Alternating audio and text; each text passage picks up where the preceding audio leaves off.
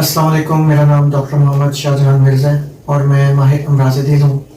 میں اس وقت as a consultant cardiologist وزیر آباد انسٹیٹیوٹ آف کارڈیولوجی میں کام کر رہا ہوں۔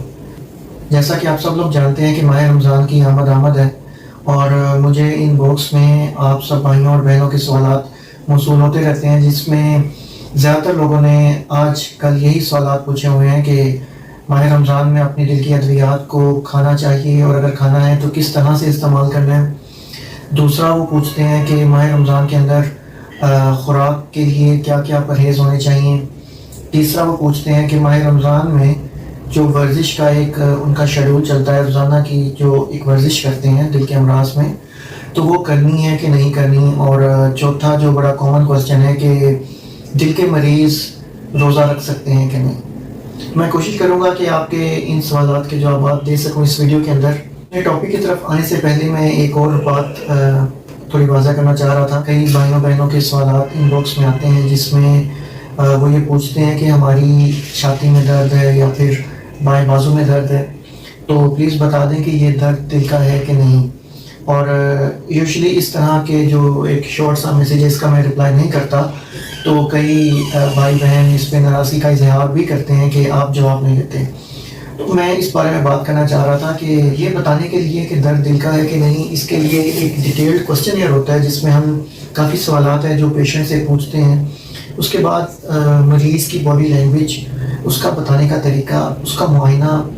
یہ سب چیزیں مکس کر کے ہم ایک حتمی اوپینین دے پاتے ہیں کہ وہ درد دل کا ہے کہ نہیں۔ اور یہ میں آپ کو بتانا اس لیے ضروری سمجھ رہا تھا کہ تاکہ آپ کو یہ بات کلیئر ہو جائے کہ میں کیوں ان میسیجز کا رسپانس نہیں کرتا۔ اب ہم واپس آتے ہیں ہمارے آج کے ٹاپک کی طرف۔ تو سب سے پہلے بات کریں گے کہ ادویات کو کس طرح سے سیٹ کرنا ہے ماہ رمضان میں۔ تو بہت کامن وہ گولی جس کے اندر ایسپرین سالٹ ہوتا ہے، مارکیٹ میں کافی ناموں سے ہے، جیسے کسپرین ہے، اسکارڈ ہے، اس کے بعد لوپرین ہے۔ تو اس طرح کئی ناموں سے ایسپرین گولی زیادہ تر دل کے امراض میں جو لوگ مبتلا ہیں وہ کھاتے ہیں۔ تو نارملی وہ صبح ناشتے کے بعد اس گولی کا استعمال کرتے ہیں، اور ماہ رمضان میں ہم یہ ریکمینڈ کرتے ہیں کہ بہتر ہے کہ آپ اس دوائی کو سحری کے بعد کی بجائے افطاری کے بعد پہ لے جائیں۔ اس کی وجہ یہ ہے کہ سحری کے بعد آپ سارا دن کچھ استعمال نہیں کریں گے، کچھ کھائیں گے نہیں، تو یہ والی جو گولی ایسپرین ہے معدے میں تیزابیت کرتی ہے، اور خدا نخواستہ آپ سحری کے بعد اگر یہ دوائی استعمال کرتے ہیں اور آپ کے معدے میں تیزابیت محسوس ہو، تو ہمارے پاس کوئی آپشن نہیں بچتا کہ کوئی اور دوائی کھا کے اس تیزابیت کو ختم کر سکیں، کیونکہ آپ روزے میں ہوں گے۔ تو اس لیے ریکمینڈ کیا جاتا ہے کہ اس دوائی کو آپ صبح سحری کی بجائے افطاری کے بعد لے جائیں۔ اور اس کے بعد بلڈ پریشر کی ادویات کا پوچھتے ہیں کہ انہیں کس طرح سیٹ کرنا ہے۔ تو اس میں جو میری بہتر تجویز اپنے مریضوں کو ہوتی ہے وہ یہ ہے کہ رمضان کے آنے سے پہلے اگر وہ 1 یا 2 نفلی روزے رکھ کر اور اپنی باڈی کا بلڈ پریشر کا یا ہارٹ ریٹ کا رسپانس چیک کر لیں ان ادویات کی طرف جو وہ آلریڈی استعمال کر رہے ہیں، کہ ہمیں ہماری باڈی کا رسپانس سمجھ آ جائے گا اور ہم ادویات کو بہتر ایڈجسٹ کر پائیں گے۔ پہلا نفلی روزہ رکھیں، اس میں سحری کے بعد اپنی دوائی جو ناشتے والی وہ استعمال کریں۔ آپ دن میں 1 بجے، 2 بجے، 3 بجے، 4 بجے اس طرح افطاری تک ہر گھنٹے میں اپنے بلڈ پریشر کا رسپانس چیک کرتے رہیں گے۔ اگر وہ بلڈ پریشر نارمل رہتا ہے تو ہم سیم روٹین رکھیں گے دوسرے دن بھی آپ کا بلڈ پریشر نارمل رہتا ہے روزے کے ساتھ، تو ہم یہی روٹین کو کنٹینیو کر سکتے ہیں آپ کے رمضان میں۔ اگر خدا نخواستہ صبح سحری کے بعد آپ کا بلڈ پریشر کم ہونا شروع ہوتا ہے، ہم یہ ایڈجسٹ کریں گے کہ آپ کی جو سحری کے بعد والی دوائی ہے اسے ہم شفٹ کریں گے شام افطاری کے بعد۔ تو اس طرح سے ہم سمجھ سکتے ہیں کہ کن مریضوں کو سحری کے بعد ہی دوائیاں لے کے چلنی ہیں اور کن مریضوں کو افطاری کے بعد دوائیاں لے کے چلنی ہیں۔ دل کی رفتار کو کنٹرول کرنے کی ادویات صبح کو دی جاتی ہیں۔ بیٹا بلاکر دوائیاں استعمال ہوتی ہیں، کومکور، کاربیڈا، میڈول، اس طرح کے ناموں سے مختلف ناموں سے آتی ہیں۔ اس طرح کی کوئی دوائی اگر آپ استعمال کرتے ہیں تو اسے آپ صبح سحری کے بعد بھی استعمال کر سکتے ہیں، اس کا ہمیں کوئی اتنا پرابلم نہیں ہے۔ صرف شروع کے 1 یا 2 دن اپنا ہارٹ ریٹ چیک کر لیں دوپہر وہی 2 یا 3 بجے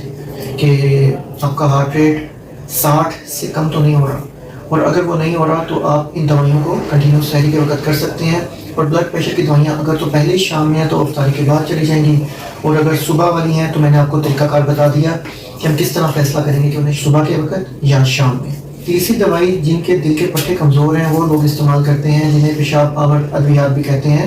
جن سے پیشاب زیادہ آتا ہے مریضوں کو۔ ان ادویات میں اسپائرومائڈ، لیسورائڈ، لیسکس، اس طرح کے یہ میں نے کچھ نام بتائے ہیں تو جو لوگ استعمال کر رہے ہوتے ہیں، تو ان کی جو مقدار ہے انہیں سیٹ کرنے کی ضرورت ہمیں بالکل ہے، کیونکہ پانی کا استعمال اس طرح نہیں ہوتا رمضان کے اندر، اور تھوڑا سا گرمی کا موسم بھی ہوگا اس وقت، تو ان کی ادویات کو ہم بالکل سیٹ کریں گے پیشنٹ کے رسپانس کو دیکھتے ہوئے، بلڈ پریشر کو اور پلس کو دیکھتے ہوئے، اور ان کی کیا کیا علامات ہیں ان چیزوں کو دیکھتے ہوئے۔ دوبارہ وہی بات کہ اگر نفلی روزہ رکھ لیں ہم پہلے تو ان میں ان ادویات کو بھی سیٹ کر سکتے ہیں، لیکن ایک موٹا سا اصول میں یہ بتا دیتا ہوں کہ ان ادویات کو بھی ہم کوشش کرتے ہیں کہ صبح کی بجائے اگر افطاری کے ساتھ لے جائیں۔ آپ کوشش کیجیے گا کہ ان ادویات کو تراویح سے پہلے مت لیجیے گا، کیونکہ ورنہ تو پھر تراویح میں کھڑا ہونا مشکل ہو جائے گا بار بار پیشاب آنے کی وجہ سے۔ تو آپ افطاری کے بعد انہیں استعمال کر سکتے ہیں، اور ان کی مقدار کو لیکن سیٹ کرنا پڑے گا ہر مریض کے علامات کو، اس کے وائٹلس کو دیکھتے ہوئے۔ سحری کے بعد اگر آپ یہ لیتے ہیں تو پہلے ہی آلریڈی پورے دن میں پانی کا استعمال نہیں کریں گے اور پیشاب آتا رہے گا، تو اس خطرے کی وجہ سے اسے افطاری میں ہم لے جاتے ہیں کہ کہیں جسم میں پانی کی کمی نہ ہو جائے۔ کھانے میں تو آپ کا پرہیز آپ سب لوگ جانتے ہیں کہ زیادہ نمک اور چکنائی والی چیزوں سے روکا جاتا ہے دل کے امراض میں، لوگوں کو بلڈ پریشر کے امراض میں، اور رمضان کے اندر افطاری میں تو زیادہ تر اسی طرح کے کھانے جو چکنائی والے تلے ہوئے اسپائسی فوڈس یہی استعمال ہوتی ہیں۔ تو میرا مشورہ ہوگا کہ آپ ان چیزوں سے پرہیز اسی طرح کرتے رہیں جس طرح آپ نارمل روٹین میں کرتے ہیں۔ صرف رمضان کو لے کے اگر آپ ان چیزوں کو استعمال کرنا شروع کریں گے تو وہی دوبارہ آپ کی سمٹمز آ جائیں گی، بلڈ پریشر بڑھ جائے گا، دل کی جو علامات ہیں، سانس کا پھولنا، وہ سب چیزیں دوبارہ شروع ہو سکتی ہیں۔ ان کا پرہیز کرنا ہی بہتر ہے۔ اور دوسرا، جن لوگوں کے دل کے پٹھے کمزور ہوتے ہیں ان کے لیے ریکمنڈیشن ہے کہ افطاری کے وقت ایک دم بہت زیادہ لیکوڈ پانی ہو گیا یا کچھ بھی جو لیکوڈ استعمال کرتے ہیں اسے ایک دم بہت زیادہ استعمال نہ کر لیں، اس سے سانس کے پھولنے کا خطرہ ہو سکتا ہے۔ پانی کو استعمال کریں لیکن آہستہ آہستہ، جیسے نارملی ہم جن کے دل کے پٹھے کمزور ہیں انہیں بولا ہوتا ہے کہ 5 سے 6 گلاس لیکوڈ کا، جس میں پانی، چائے، دودھ، لسی سب ملا کے 5 سے 6 گلاس پورے دن کا استعمال ہے، تو یہی استعمال آپ کا رہے گا، لیکن وہ استعمال کا ڈیوریشن افطاری سے سحری کے درمیان میں ہو جائے گا، اور گلاس آپ کے 5 سے 6 ہی رہیں گے۔ تو اس لیے ایک دم پیاس کی وجہ سے افطاری کے وقت بہت زیادہ پانی اکٹھا استعمال نہ کریں وہ لوگ جن کے دل کے پٹھے کمزور ہیں، ورنہ وہ دوبارہ وہی علامات، سانس کا پھولنا، وہ سب چیزیں شروع ہو سکتی ہیں۔ تیسری بات جو لوگ پوچھتے ہیں کہ ورزش جو ہم عام دنوں میں کرتے تھے اس کی روٹین کیا ہونی چاہیے ماہ رمضان کے اندر، تو جیسے تراویح پڑھنی چاہیے، فضیلت بھی ہے، عبادت بھی ہے، تو اگر آپ حضرات تراویح پڑھتے ہیں تو آپ اپنی جو ریگولر روٹین کی ایکسرسائز ہے اسے اسکپ کر سکتے ہیں، کیونکہ آپ کی تراویح ہی آپ کی ورزش میں شمار ہوگی۔ چوتھی بات، لوگ جو بڑا کامن کوسچن ہے کہ دل کے امراض میں روزہ رکھنا چاہیے کہ نہیں، اس کا جواب ایکچولی بہت بڑی رسپانسبلٹی ہے یہ بات کسی کو بول دینا کہ آپ روزہ نہ رکھیں۔ روزہ اللہ پاک کی طرف سے ایک فرض عبادت ہے، اور 12 ماہ میں صرف ایک ہی ماہ جو برکتوں والا ہمیں نصیب ہوتا ہے، تو ہمیں ہر ممکن کوشش کرنی چاہیے، ہر بہانہ ڈھونڈنا چاہیے کہ روزہ رکھ سکیں، نہ کہ نہ رکھیں۔ لیکن شرعی طور پہ جن حضرات کو اللہ پاک نے خود سے اجازت دی ہوئی ہے کہ وہ روزہ چھوڑ سکتے ہیں، اس میں بہت ہی بوڑھے ضعیف لوگ جن کا ٹھیک ہونے کا یا جن کا مزید بہتری کا کوئی امکانات نہیں ہیں وہ روزہ چھوڑ سکتے ہیں۔ اس کے علاوہ ایسی بیماریاں جس کے بہتر ہونے کے امکانات نہ ہوں، یا روزہ رکھنے سے جس کی مزید خراب ہونے کے امکانات ہوں، وہ لوگ روزہ چھوڑ سکتے ہیں۔ اس طرح سے کچھ شرعی طور پہ اجازت ہیں، لیکن ہم نے یہ پہلے ڈیسائیڈ کرنا ہے کہ کیا ہم اس شرعی کیٹیگری کے اندر فال کرتے بھی ہیں کہ نہیں کرتے۔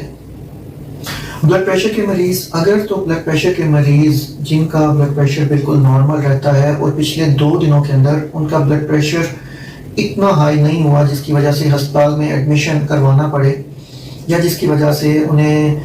دل کی علامات یا پھر فالج کی علامات آ گئی ہوں، ان لوگوں کو روزہ رکھنا چاہیے۔ اب ایسے مریض جن کا بلڈ پریشر اتنا ہائی ہوا اور اس کی وجہ سے پچھلے 2 دن کے اندر انہیں فالج کی علامات، دل کی علامات یا اس طرح کی علامات آئیں، یا ابھی بھی ان کا بلڈ پریشر دن میں فلکچویٹ کرتا رہتا ہے، کبھی 200 پہ چلا جاتا ہے، کبھی ڈاؤن ہو جاتا ہے، بار بار ادویات سے سیٹ کرنا پڑ رہا ہے، تو اس طرح کے لوگ میرے میڈیکل پوائنٹ آف ویو سے اپنا روزہ اسکپ کر سکتے ہیں، لیکن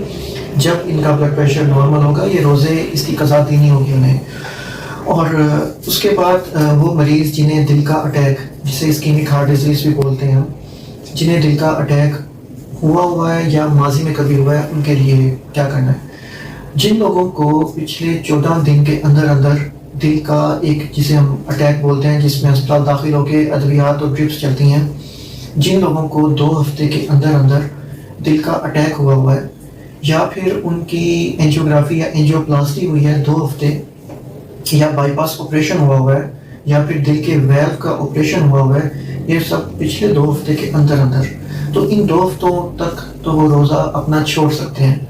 2 ہفتے سے ٹائم زیادہ ہو چکا ہے اور اس وقت وہ بالکل سٹیبل ہے، اپنی ادویات پہ بالکل سٹیبل ہے، علامات نہیں ہیں، تو بالکل وہ روزہ رکھیں، اور روزہ رکھنے سے ان کی بیماری کا بڑھنے کا خطرہ ایسا کچھ نہیں ہوگا۔ دل کے پٹھے جن کے کمزور ہیں، ان کی مین علامت جو ہوتی ہے وہ سانس کا پھولنا ہوتا ہے۔ ایسے مریض جن کا سانس بیٹھے بیٹھے ہر وقت پھولا رہتا ہے اور انہیں بار بار ہاسپٹل جانا پڑتا ہے، وہاں پہ انجیکشنز لگوانے پڑتے ہیں سانس کو بہتر کروانے کے لیے، اس طرح کے مریض اپنا روزہ بالکل چھوڑ سکتے ہیں۔ اب دل کے پٹھے جن کے کمزور ہیں، ایسے مریض جو بالکل سٹیبل ہیں اپنی ادویات پہ، وہ روزہ رکھیں گے۔ جن کو علامات آتی ہیں کچھ ایکٹیویٹی کرنے پہ، چلنے پہ، سیڑھیاں چڑھنے پہ، بھاگنے پہ، وہ کوشش کریں کہ ماہ رمضان کے ایک ماہ میں اپنی ان ایکٹیویٹیز کو کم کریں تاکہ یہ علامات نہ آئیں، اور وہ جب علامات نہیں ہوں گی، وہ اسٹیبل ہوں گے، تو وہ بھی اپنے روزے کو کنٹینیو کریں۔ سیم کچھ لوگ جنہیں پیدائشی دل کی بیماریاں، جن کے جیسے دل کے سوراخ ہوتے ہیں یا کوئی ایسے پرابلمز ہیں اور وہ اپنی ادویات لے رہے ہیں، یا ایسے لوگ جنہیں دل کے ویلو کے پرابلم ہیں، تو ایسے لوگ بھی اگر ادویات پہ بالکل سٹیبل ہیں، انہیں علامات کوئی نہیں ہے، تو اپنے روزے پورے کریں، اور انشاءاللہ روزہ رکھنے سے ان کی کوئی علامات بڑھیں گی نہیں۔ اگر یہی لوگ جن میں مسلسل علامات ہر وقت رہتی ہیں، سانس کا پھولنا، دل کی رفتار کا تیز ہونا، بار بار ہسپتال میں داخلے ہوتے ہیں ان کے، اور وہاں جا کے انجیکشن سے یا کسی بھی ادویات سے ٹھیک کرنا پڑتا ہے، تو اس طرح کے لوگ ان دنوں میں جب یہ علامات ہیں تو روزہ اپنا چھوڑ سکتے ہیں۔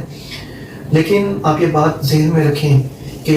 روزہ فرض عبادت ہے، اور آپ ابھی اگر کسی شرعی عذر کی وجہ سے روزہ چھوڑ بھی دیتے ہیں تو اس کی بعد میں قضا آپ کو دینی ہوگی۔ کوشش یہ ہے کہ جو سب سوالات تھے آپ لوگوں کے، ان کے جوابات اس ویڈیو میں دے سکوں۔ اس کے علاوہ بھی اگر آپ بھائیوں کی کوئی کنفیوژن ہو، کوئی سوالات ہوں، تو آپ مجھ سے میرے فیس بک پیج پہ پوچھ سکتے ہیں، اور میں کوشش کروں گا کہ انشاءاللہ آپ کو اس کا جواب دے سکوں۔